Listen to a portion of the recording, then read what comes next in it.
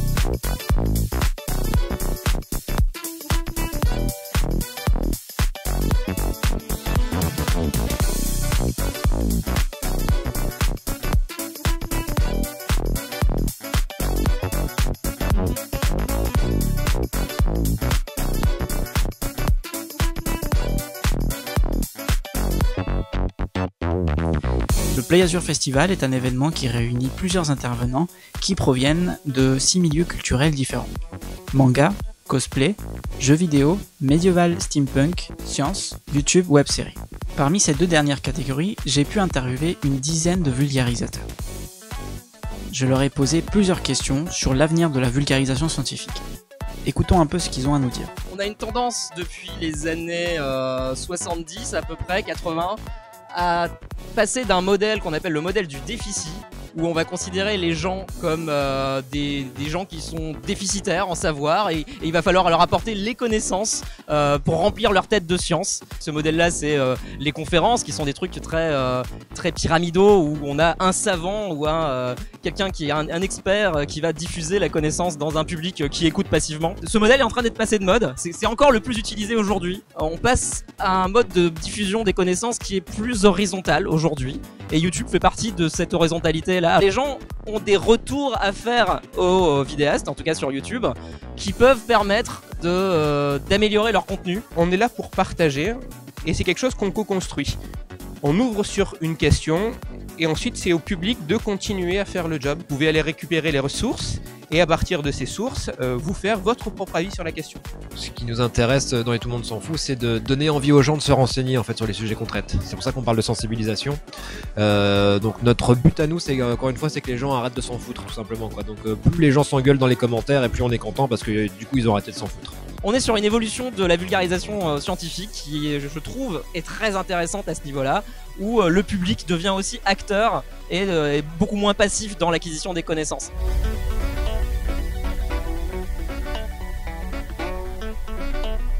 Grâce à tous ces youtubeurs qui se sont filmés un jour dans leur chambre et qui ont ouvert la voie au fait de dire ok, ma parole a de la valeur et ce que je dis, peut-être que d'autres personnes vont le partager.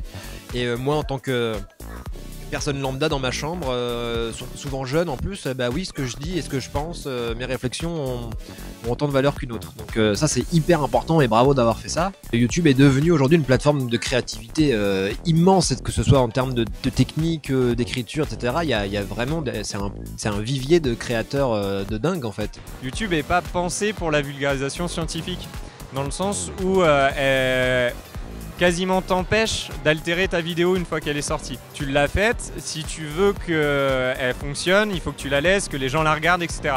Si tu as fait une coquille, t'as pas la possibilité de corriger ça ailleurs que dans les commentaires. Ou alors tu la supprimes et tu la refais. Du coup, tu perds ton audience. Ça fait que tu es obligé de faire des bonnes recherches, etc. Mais du coup, ça prend du temps et tu peux pas corriger les choses qui parfois peuvent être des détails pour certains ou qui peuvent être très importants pour d'autres. Ça, t'as pas la possibilité de le faire. Je pense que YouTube, c'est pas une école. On est là pour faire de la vulgarisation, donc il faut aborder le sujet de façon claire, concise. Il y a une différence entre la vulgarisation et l'apprentissage. C'est complémentaire, il faut les deux. Tu peux pas remplacer les cours par la vulgarisation. Notre objectif, c'est justement de vulgariser, de leur dire que ce qu'on fait Ça a aussi un rapport avec ce qui les intéresse au quotidien. Il y a de plus en plus de façons de faire de la vulgarisation. À l'heure du numérique, on peut vulgariser avec des vidéos sur YouTube, avec des podcasts, avec de plus en plus de jeux vidéo, ce qu'on appelle aussi les serious games. Il y a de plus en plus de choses qui mélangent tous ces médias-là auxquels on peut rajouter de la lecture, des articles. Donc pour moi, l'avenir de la vulgarisation, il va crescendo. Plus on aura de moyens, de façons de vulgariser, plus on pourra faire de la vulgarisation adaptée au public. Donc pourvu que ça dure en fait, tout simplement. Ah oui, je sais faire le dauphin.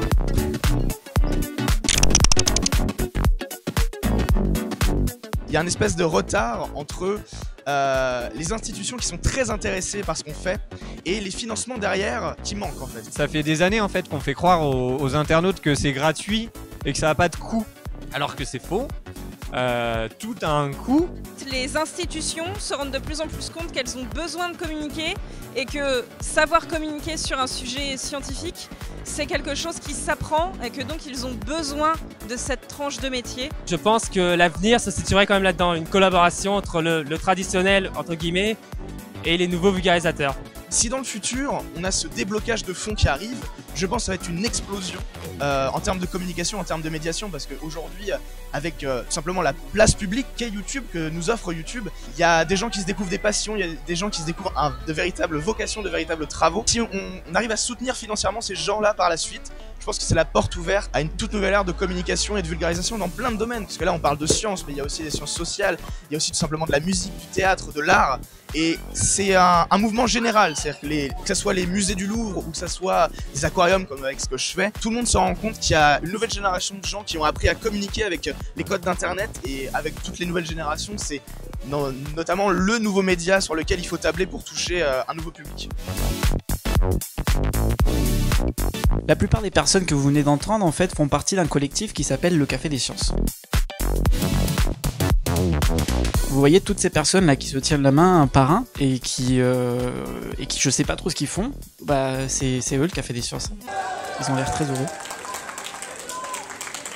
Et du coup, le Café des Sciences, c'est une association qui a pour but de réunir l'ensemble des vulgarisateurs scientifiques, de pouvoir échanger, de se désenclaver et de trouver des gens qui font le même boulot que toi, qui ont la même passion que toi, la passion de vulgariser, qui parlent de choses complètement différentes de toi, mais qui le font pour les mêmes raisons, pour expliquer au grand public leur passion, qui peut être très pointue pour certains. L'idée, c'est d'avoir une revue par ses pairs. C'est comme la méthode scientifique, de dire, ok, est-ce que tu fais bien de la vulgarisation scientifique? Est-ce que tu dis semble juste? Est-ce que tu cites tes sources? Est-ce que tu acceptes la critique? Est-ce que c'est accessible au grand public? Bon, ok, parlons un peu de neurosciences, de vulgarisation en neurosciences. Au Play Azure Festival, j'ai pu rencontrer 3 vulgarisateurs scientifiques qui sont spécialisés en neurosciences et qui ont donné leur avis sur l'avenir de la vulgarisation scientifique dans ce domaine.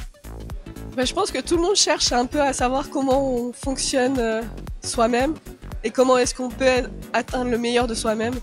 Et pour ça, il faut comprendre le cerveau et je pense que ça commence par là, donc ça peut qu'augmenter au fil des années en fait. Pour moi, il y a un gros challenge sur la vulgarisation scientifique en neurosciences.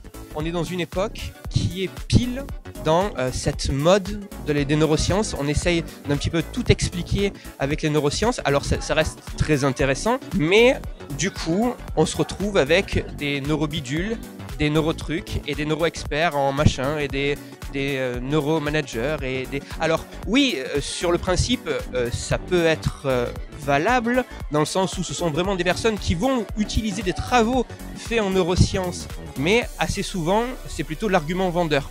Ok, les neurosciences ça vend, donc il suffit que je mette neuro devant ce que je vends et ça se vendra mieux. Et je pense que le rôle des vulgarisateurs scientifiques, c'est justement de faire réfléchir à, oui, ok, il y a neuro devant, mais est-ce qu'il y a neuro derrière aussi? C'est vrai que j'entends assez souvent dire que les neurosciences sont à la mode, ou même parfois que les neurosciences c'est l'avenir. C'est clair que les neurosciences c'est l'avenir, mais au même titre que tous les autres types de sciences en fait. Là où on avait tendance avant à séparer, à cloisonner les différents domaines, donc les scientifiques d'un côté, on dit la science dure d'un côté, la science molle de l'autre.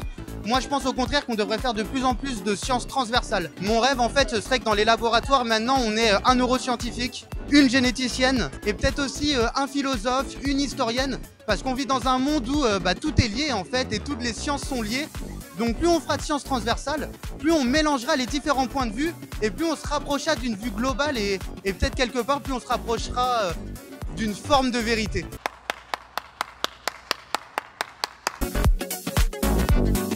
Pour celles ou ceux qui veulent se lancer dans la vulgarisation scientifique mais qui n'osent pas encore et qui se posent encore trop de questions, voici un petit message encourageant que j'espère vous aidera à vous jeter à l'eau. Un youtubeur ou même un tweetos qui a 100 abonnés et qui est suivi par 100 personnes, il peut avoir un impact assez énorme puisque voilà, parler à 100 personnes dans une journée c'est impossible. Donc il faut bien se rendre compte qu'on peut avoir un impact même avec assez peu de vues et de visibilité. Mais j'ai envie d'encourager les gens à faire ça parce que l'effort de vulgarisation permet énormément d'apprendre ce qu'on veut vulgariser et vraiment énormément de progresser, de prendre du recul et surtout de prendre conscience de ce que j'appelle l'étendue de notre ignorance sur différents sujets.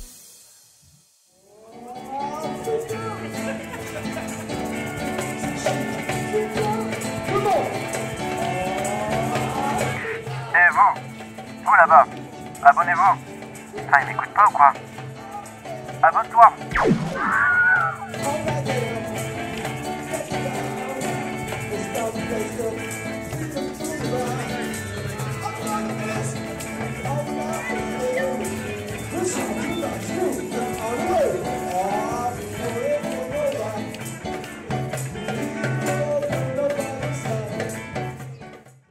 Abonnez-vous à Drop of Curiosity.